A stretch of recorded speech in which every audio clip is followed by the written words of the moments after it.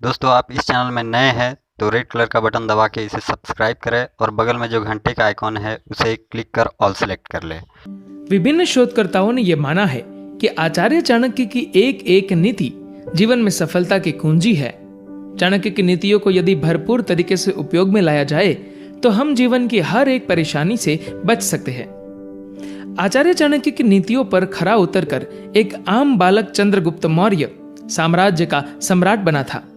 तो हम भी इन नीतियों का उपयोग करके कम से कम अपने जीवन को तो सफल बना ही सकते हैं। वह सब हासिल कर सकते हैं जिसके प्रति हम स्वप्न देखते हैं। हमारे प्लेटफॉर्म द्वारा पहले ही आचार्य चाणक्य की कई नीतियों पर चर्चा की जा चुकी है, जिसमें से कुछ जीवन में सफल होने के काम आती है तो कुछ हमें चाणक्य की दृष्टि से इंसान एवं खास तौर पर महिलाओं की सही पहचान करने में सहायक सिद्ध होती है। लेकिन आज हम आपको चाणक्य की उन नीतियों के बारे में बताएंगे जो आपको नुकसान से बचाएंगे। ये चाणक्य नीतियां धन के नुकसान से लेकर अन्य सभी नुकसानों से बचाती है जो हमें जीवन में सफलता प्राप्त कराए। आइए जानते हैं चाणक्य नीति को। चाणक्य की इन नीतियों में पहली नीति है भाई बंधुओं की परख संकट में और जीवन साथी की परख धन नष्ट होने पर होती है। यानी कि जब भी हमें परेशानी होती है और कोई दोस्त हमें सहारा दे तो वही हमारा सच्चा मित्र होता है। अन्यथा सुख में तो हर कोई साथ खड़ा होता है, लेकिन दुख में सहारा देने वाला इंसान ही सच्चा इंसान कहलाता है। इसी तरह से हमारे अपने जीवन साथी यदि हमारी जरूरतों और हमारे धन को संजोए रखने की कला नहीं समझते तो वे हमारे साथ जीवन काटने के लायक नहीं है। ऐसे साथ आगे चलकर हमें नुकसान ही पहुंचाते हैं। चाणक्य नीति नंबर 2, कभी भी अपनी राज की बातें किसी को भी बतानी नहीं चाहिए। यह आदत हमें बर्बाद कर सकती है। आचार्य चाणक्य ने सही तो कहा है, जब हम अपने दिल की बात किसी एक से भी बांट लेते हैं तो वह कभी राज नहीं रहती। वह बात आग की तरह सारे गांव में फैल जाती है और हमारे रहस्य यदि सबको मालूम हो जाए तो तभी से हमारे पतन का समय आरंभ हो जाता है। नीति नंबर 3, सभी कष्टों से बड़ा कष्ट पराये घर में रहने का है। इतिहास गवाह है इस बात का कि मनुष्य अपने खुद की वस्तु पर ही हक जता सकता है, अन्यथा दूसरे की वस्तु इस्तेमाल करने से वह एहसानमंद हो जाता है।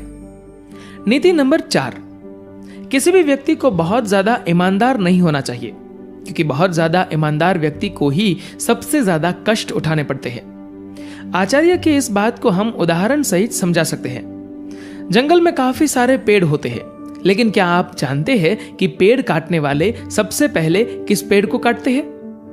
वह पेड़ जो देखने में बहुत ही मजबूत हो और सीधा हो, उसे सबसे पहले काटा जाता है, क्योंकि उसे काटने में कोई समस्या नहीं होती।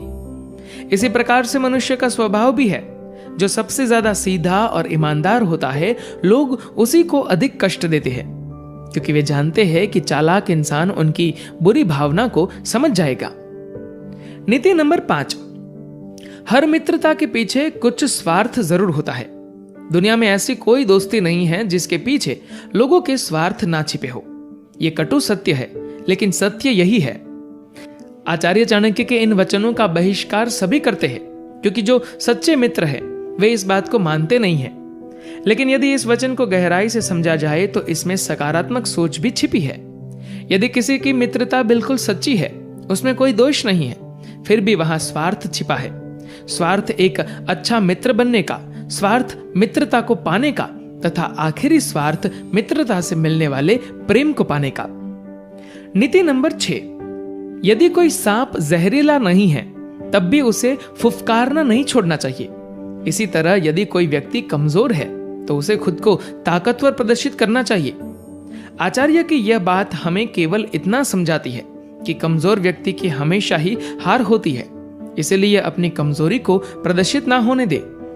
नीति नंबर 7, ऐसा धन जो बहुत ज्यादा तकलीफ के बाद या फिर अपना धर्म ईमान सब छोड़ने के बाद हासिल हुआ है, ऐसा धन स्वीकार नहीं करना चाहिए। ये तो हमारी शास्त्रीय मान्यताएं है कि गलत तरीके से कमाया हुआ धन कभी भी हमारे अच्छे कार्यों को सफल नहीं बनाता, यह हमारी बर्बादी का सबक ही बनता है। नीति नंबर 8, जो बीत गया सो बीत गया। यदि हमसे कोई गलत काम हो गया है तो उसकी चिंता ना करते हुए वर्तमान को सुधार कर भविष्य को संवारना चाहिए। जीवन की सफलता इसी वचन में छिपी है। यदि हम बीते हुए कल से ही बंधे रहेंगे तो कभी आगे नहीं बढ़ सकेंगे। धन्यवाद।